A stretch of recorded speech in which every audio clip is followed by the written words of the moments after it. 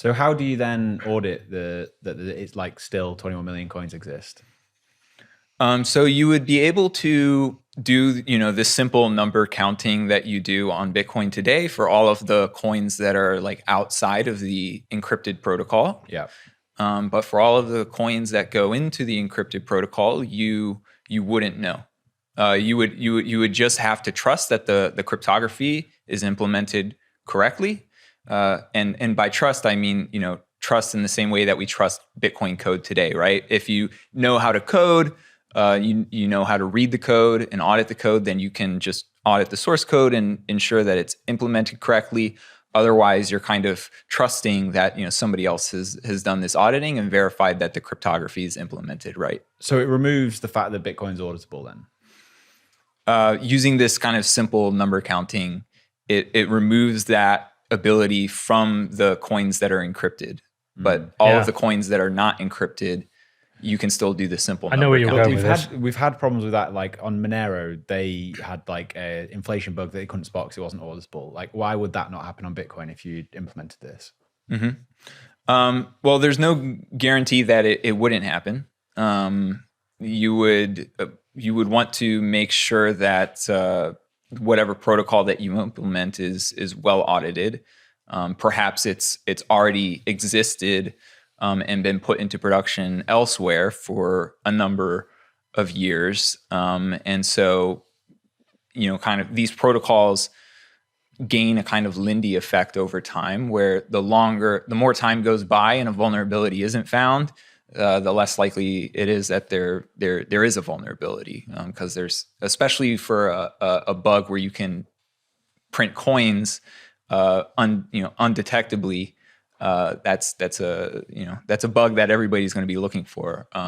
Sure, so, but I think politically it's always going to be unpalatable to have the full amount of Bitcoin within the protocol, a state where it's not fully auditable.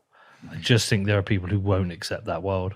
The bad news for them is that it's already possible. It's just that you have to do it in a kind of more trusted environment. So Liquid, for example, which is a Bitcoin sidechain, it uses a protocol called confidential transactions, or confidential assets is another protocol that's implemented there. And what that does is it encrypts the amounts. So you can't actually audit like on chain how many LBTC exist on Liquid. Right. You can see how much has been transferred into the Liquid federation, the federated peg, but you can't actually see how many like LBTC exists on the Liquid blockchain. And so, but that's a different protocol, really. I mean, like Liquid Bitcoin isn't Bitcoin; it's a Bitcoin IOU. So I think people have accepted that trade-off there, that there's no auditability of Liquid.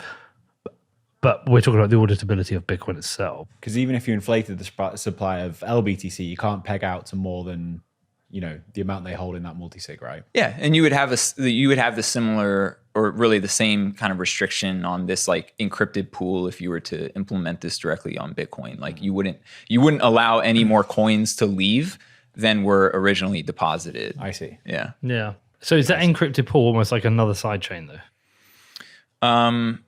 What do you mean? What do you mean by that? So exactly? If I do an encrypted transaction, am I, like with Liquid, you come out of Bitcoin, you peg out. Are you essentially pegging these coins out of Bitcoin to become kind of like private Bitcoin? Yes. The important difference is that if we implement it in a way that's enforced by Bitcoin consensus, then your ownership of those encrypted Bitcoins is trustless. It's just as secure as holding Bitcoin, except you have this undetectable inflation risk. But whereas with Liquid, you also have this undetectable inflation risk, but you also have this like federation that you now have to trust. So the important difference is just that, like, if cryptographic risk aside, the actual security of your funds, like only you can spend your funds because only you have your private keys. And whereas with Liquid, somebody else has the private keys. So we're trying to like move away from this like federated trust model and bring a strong level of privacy. to people in a kind of more trustless way.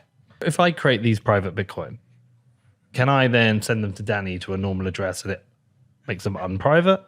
Yeah, you could, but and the way that this would look is that Danny would see that he's received a specific amount of Bitcoin. Everybody in the world would see that Danny's received some amount of Bitcoin because he just has a normal Bitcoin address, but he wouldn't see who sent it because it's just coming out of this like black hole kind of, just this black box. And so he sees like some Bitcoins coming out of the black box. He doesn't know who sent it, but he sees a specific amount and it went to his, normal Bitcoin address.